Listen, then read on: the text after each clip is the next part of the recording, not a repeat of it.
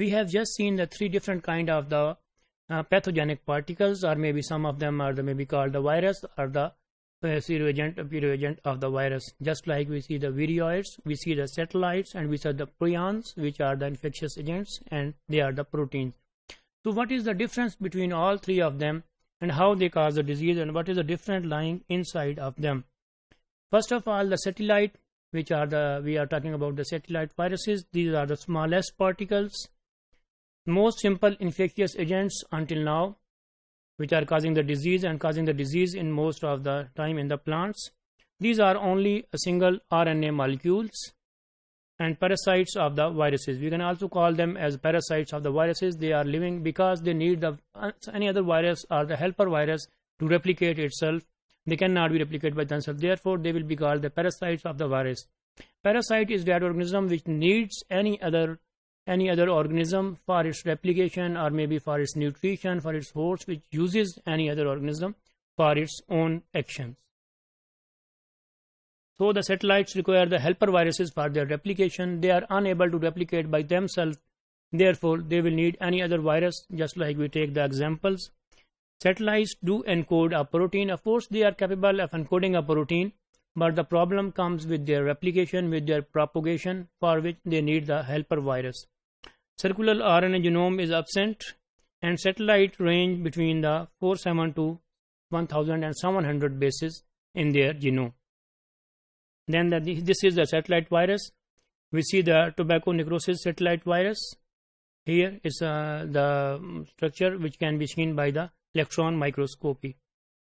Prions are the proteinaceous particles. These are the proteins, the normal proteins, which are already present inside the body of all the human beings and all the animals. However, when the time comes, they are misfolded, they are into different, their structure changed, and they are able to cause the disease, and they are causing the neurodegenerative disease, neurodegenerative signs and symptoms.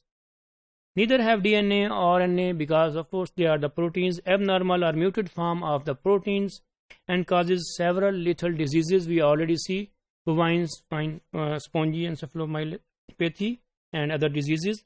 The prions, here you can see the structure of the prions and the normal prions and the disease structure. The prions, the normal prion structure, here this is the normal protein and normal prion, and this is the disease prion. So the normal prion, PRPS, is already present inside the body of all the human beings, and is doing its own function. The amino acids are in alpha helix. Here you can see its condition, its shape, and then amino acids are in the sheath form. So now they will misfold it, they will change its structure to cause the disease. Here you see they are not in now in the alpha helix form, they are in the beta helix form now here in the disease prions, and therefore their shape has been changed, and they are capable to cause the disease, which is in the form of the neurodegenerative changes inside the brain tissue. Now the viroids, these are the autonomous. Of course, the circular RNA genome is present, only the RNA is present. They have about 250 to 400 base pairs in their genome, positive sense single stranded RNA, and they are smaller than the viruses. What are the properties of the other properties of the virions? They don't need helper virus for their replication. They are causing the disease in most of the in the plants, and they don't need helper viruses just like the satellite viruses for their own replication. However, their replication depends upon their family. They belong to two families. One replication is in the chloroplast, just like we see, and they usually are affecting to the plants. However, they are present in other animals, some of the bacteria and other animals too.